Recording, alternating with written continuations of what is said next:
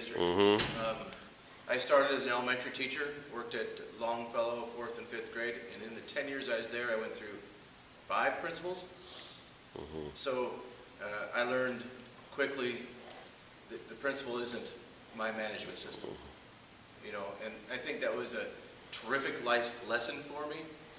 I wasn't from Waterloo. Now I identify that I am. I grew up in Des Moines by Drake. So the kids never intimidated me or scared me. In fact, I embraced them. I was doing home visits before they were vogue. I used to get my class list and ride my bicycle to every single house.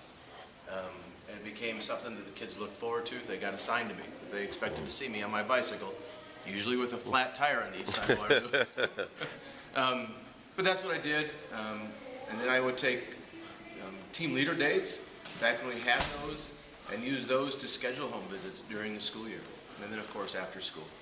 I went from Longfellow to Central Middle after I got my first master's degree in middle school math and taught there for 10 years in 7th grade math and had a blast. Started taking other teachers on home visits because that's something it was part of who I am, so that's what I did. And then I moved into administration, and I've been at Hoover. I was principal at Irving.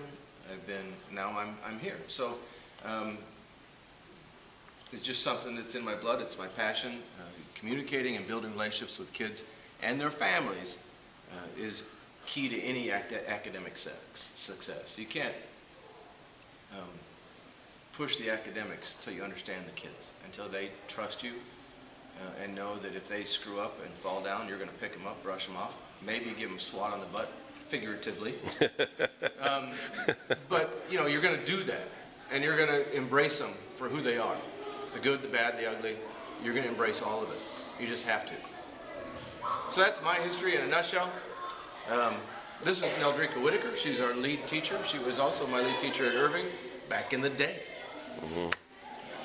So what do you find, just one question, what do you find beneficial about home visits that made it such a priority for you? I think it's a chance for the kids to see me in a different environment. I think it's a chance for the parents to see how I respond to their environment. I've been on home visits where the only thing in the house was a mattress on the main floor and a 72-inch color TV. I've been on home visits where I've sat on a dirty floor while parents were chain smoking. And I don't judge. I don't think any parent that I've ever been in that room with them, their house, have they ever felt like I was judging them. If they have, I hope I've built a good enough relationship with them that they come back and say, I don't like you because this is what you did. This is how I felt. And I would use that information to change my approach. I've had one bad home visit in the history of me doing home visits. That's good odds. That's really good odds. So doing home visits just allows a wall to be knocked down. It allows for open communication. And if they can see empathy and understanding in your eyes, you've made a connection that will, if you're out at Target or Hy-Vee or Walmart, they're going to approach you. And it may be a pain in the butt, to be all honest. Sometimes you want to sneak in and sneak out. But you have to take that 10 seconds, 30 seconds, 5 minutes, and have that communication. Because this is a profession that no matter where you're at, whether it's your favorite hole-in-the-wall tavern on a Friday night or Walmart on a Saturday morning, you're judged. And you need to understand that and kind of embrace it and work with it. It's one of the reasons, to be completely honest, that I have a camper and I go completely out of town on occasional weekends. So that I'm not running into anybody and I can sort of let my hair down a little bit. But in town, my kids won't go anywhere with me because they know I'm going to run into somebody. I saw 4 families at Walmart yesterday. Right. Right. She had a question. Yeah. Do you ever have families who don't want home visits, and if you do, how do you make connections with those students and those families? I don't ask. I just show up. And a lot of people have issues with me doing that in my administrative pool. They think that's just crazy, and young teachers think that's just crazy. But I find just a random showing up has been very effective for me. My personality allows me to pull that off. I have scheduled them before. They're less relaxed because I can tell that family did whatever it is they do to clean a house before I showed up. I don't want them to have to do that. So I don't announce it. I just show up. They're usually shocked. I don't invite myself in. I pay attention. Are there Are there shoes outside? Are there shoes right in the foyer? I don't ask, I just take my shoes off. I pay attention to what's going on. I don't sit down unless I'm asked. I will kneel down and talk to a kid so that I'm eye level.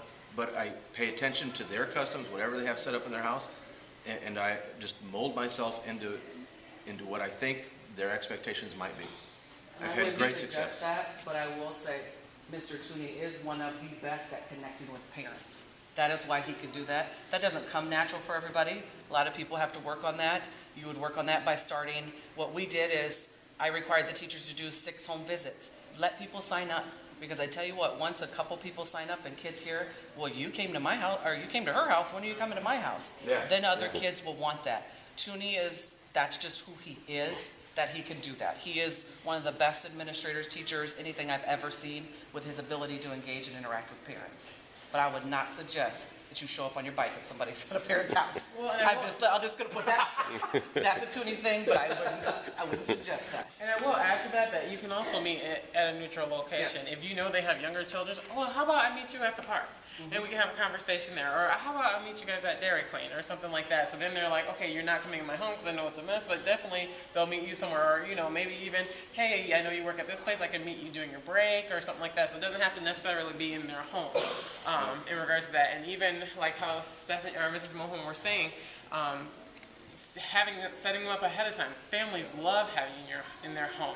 You get to learn a lot about the family situations and how you can even support the family. For example, even myself, when I've done when I was still teaching. Oh, you have a younger child. Oh, have you enrolled them in preschool? Let me help you get them in preschool.